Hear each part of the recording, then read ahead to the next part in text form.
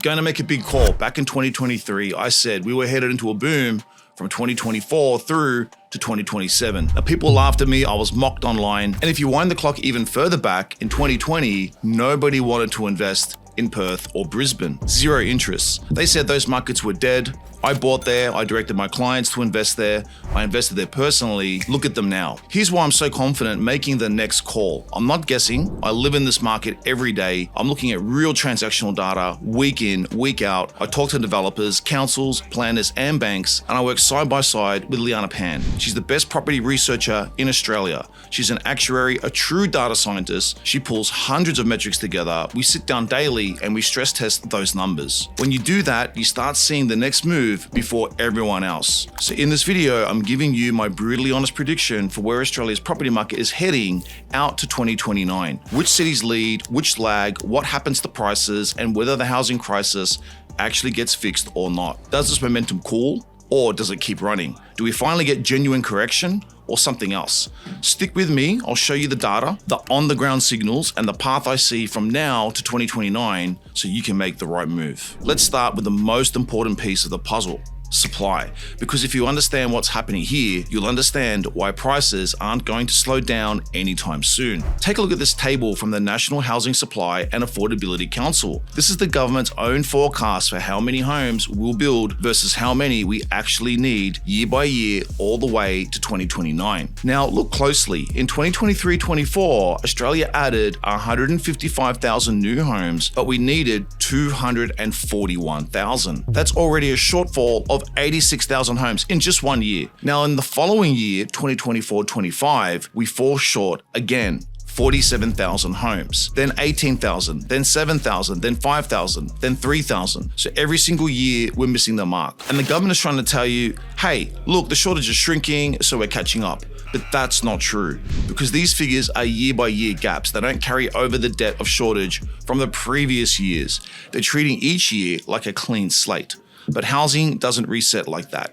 If you miss 86,000 homes in 1 year and 47,000 the next, you don't start fresh, you start deeper in the hole. Cumulative shortage doesn't disappear just because the next year looks better on paper. Even by 2028-29, when the table shows only a shortfall of 3,000 homes, the reality is we'll still be hundreds of thousands of dwellings behind where we should be, because the backlog keeps stacking. And that's why when you zoom out, economists like Shane Oliver estimate that Australia's real housing shortfall is already between 200,000 and 300,000 homes, and it's still growing. And based on what I'm seeing from developers, builders, councils, I think the government will miss the 1.2 million home target by at least 400,000 homes by 2029. Now think about what that means. We've got record migration, rising household formation, and chronic labor shortages, and yet the pipeline of new housing isn't even close to keeping up. So the next time someone says, hey, prices have to fall, it's just too expensive, remember this chart. We're not building enough homes, and until that changes, prices aren't coming down, because demand will always be chasing supply that doesn't exist. Now let's talk about demand, because this is where the market is about to surprise a lot of people. We're seeing more and more investors re-entering the market, but this isn't greed, it's logic, it's strategy, and it's everyday Australians who are doing it. See, according to the ATO, the majority of Australian property investors own just one property.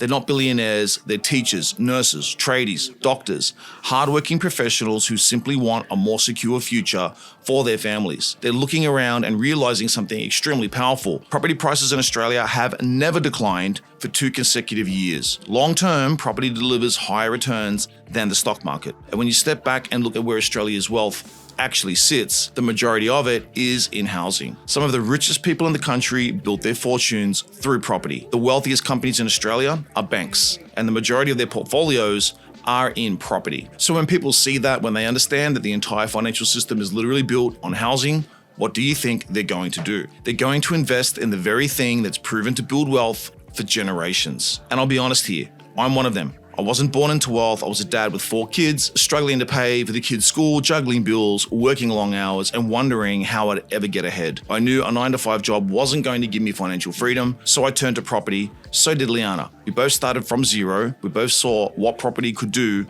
when you understand the data and the strategy and also the timing. And since then, we've helped thousands of Australians do the same. And that's why I'm making this second prediction. You're going to see a new wave of investors enter the market over the next few years. Not because they're chasing quick money, but because they've realized property is the most proven, most stable, and most wealth-building asset Australia has ever seen. And if that wave is coming, you may as well ride it, not fight it. Let's talk about Melbourne, because this city is about to take off. Right now, Melbourne is the most undervalued major capital in Australia, and the next wave of migration is heading straight for it. It's on track to become the most populated city in the country, and yet it's still one of the most affordable to buy in. The gap between Sydney and Melbourne, it just doesn't make sense anymore. For years, Melbourne has always been second to Sydney, the second most expensive, the second biggest economy, but it fell behind after COVID-19. The lockdowns, the sentiment, the slowdown. The city has suffered, but that's changing fast. The fundamentals are extremely strong. The culture, the jobs, the lifestyle are still there. And now people are moving back. Interstate buyers, cashed up migrants, families chasing value and opportunity. So what happens when that kind of demand hits a city that's still undervalued? It will rebound. And it's not just me saying it. Westpac, ANZ, NAB, all the major banks are calling Melbourne one of the strongest growth markets for 2026 and beyond. Perth and Brisbane have had their moment. Now it will be Melbourne's turn. And I'm telling you, it's not just coming back, it will come back swinging. Let's talk about where I think we'll see the real price growth over the next few years, because it's not where most people are looking.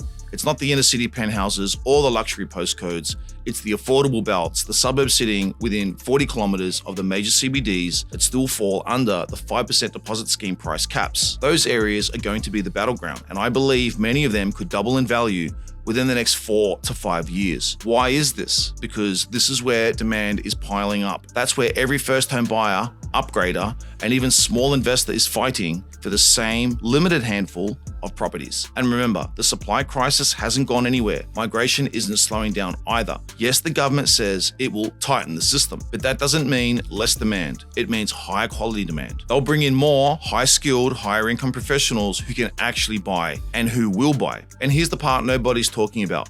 All those hundreds of thousands of migrants who came in between 2023 and 2025, the ones everyone was complaining about, they will start to get their permanent residency in 2026, which means they'll start entering the market as first home buyers in 27, 28, 29 and beyond. So you've got another wave of pent-up demand that's already baked in. That's not speculation, that's just how the system works. So picture this, you've got ongoing migration, a whole new wave of PR buyers, pool of local first home buyers, all competing for the same affordable suburbs under the 5% deposit cap. That's a recipe for serious growth. Now people ask me, Scott, how can buyers still afford to get in? And the truth is they can, because the data shows they're managing better than most think. Look at these charts. The share of borrowers with less than 6 months of buffer is actually falling. Australians are holding strong, and the mortgage offset account balances, they've hit record highs, over 300 billion and still climbing. That means people have money behind them. They're not falling apart, they're preparing. And that confidence shows up in their mindset. Price expectations are rising again. Buyers expect prices to go up, so they're willing to stretch further. They're not afraid to take on slightly bigger loans because they know once they're in, they're protected by growth. So when you add all of that up, strong buffers, strong migration, new PR buyers, and government-backed demand, it's obvious where the pressure will build. The affordable suburbs under those 5% deposit price caps will be the ones that take off first. They'll lead the next phase of the boom. And by 2029, most of those entry-level suburbs won't be entry-level anymore. So that's where I see things heading. With supply still tight, migration staying high, and another wave of new buyers coming through in 27 and 28, this boom's not done yet. But if the affordable suburbs keep rising like this, how long before they become unaffordable too? That's the part that worries me, because if these entry-level areas double in the next few years, where does the next generation of buyers even start? What do you think? Will the demand cool off? Or are we just getting started? Drop your thoughts below. This is your daily property update, your 5 to 7 minute insight into the property market so that you can become a property insider. Make sure you subscribe to stay up to date. By the way, there will be many suburbs across the country that grow, which are not in Melbourne. And I've done a few videos on some other locations that will also experience growth over this time. Check out this video here.